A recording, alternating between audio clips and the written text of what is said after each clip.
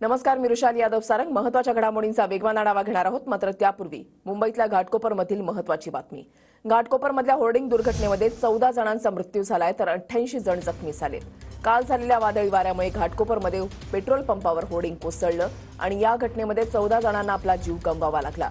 दरम्यान मुख्यमंत्री शिंदेंनी घटनास्थळी पाहणी करत मृतांच्या नातेवाईकांना 5 लाखांच्या मदतीची घोषणा केली आहे. दरम्यान होर्डिंग लावणाऱ्या कंपनीविरोधात गुन्हा दाखल करण्यात आलेला आहे.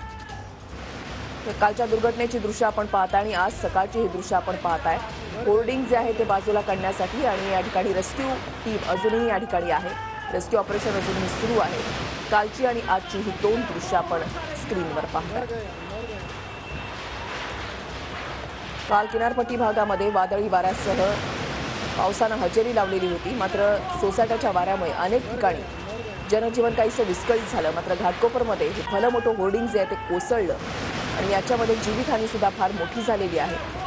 जवळपास 80 जण जखमी झालेले आहेत. 12 जणांचा मृत्यू झालेला आहे. आणि काल या ठिकाणी मुख्यमंत्री उपमुख्यमंत्री यांनी सुद्धा घटनास्थळाला भेट दिलेली होती. आज सकाळची ही दृश्य आपण या ठिकाणी पाहताय. दुसऱ्या विंडोमध्ये ही जी दृश्य आपण पाहताय ही आता सकाळची दृश्य आहेत. हे होर्डिंग हटवण्याचं, हा मलबा पूर्णपणे बाजूला काढण्याचं काम अजूनही युद्धपातळीवर सुरू आहे. काल जी घटना घडली त्याच्यामुळे मुंबईकरांचं जनजीवन हे चांगलंच विस्कळीत झालेलं होतं. सोसाट्याच्या वाऱ्यामुळे वाहन चालकांची चांगली तारांबळ झालेली होती. अनेक ठिकाणी होर्डिंग पडल्याच्या घटना घडल्या. मात्र घाटकोपरमधलं हे भलं मोठं होर्डिंग कोसळलं आणि याच्यामध्ये 14 जणांचा आतापर्यंत मृत्यू झालेला आहे. 43 जणांवर राजावाडी रुग्णालयामध्ये उपचार सुरू आहेत.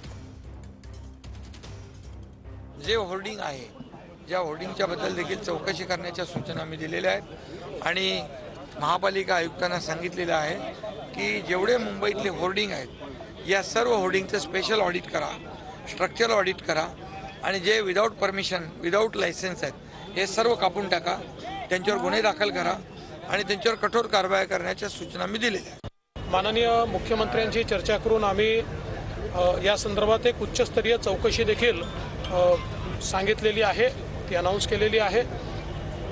अतिशय गांभीर्याने कोणी परमिशन्स दिल्या, त्या योग्य होत्या का, परमिशन्स घेतल्या होत्या का, मला अशी देखील माहिती आहे की काही नोटिसेस देखील त्याला सर्व झाल्या होत्या. मग त्याच्यावर का कारवाई झाली नाही, या सगळ्या गोष्टी आता या ठिकाणी पाहण्यात येतील आणि या सगळ्या गोष्टीचा अभ्यास करून आवश्यकता असेल तर सदोष मनुष्यवधाचा गुन्हा देखील या संदर्भात दाखल केला जाईल.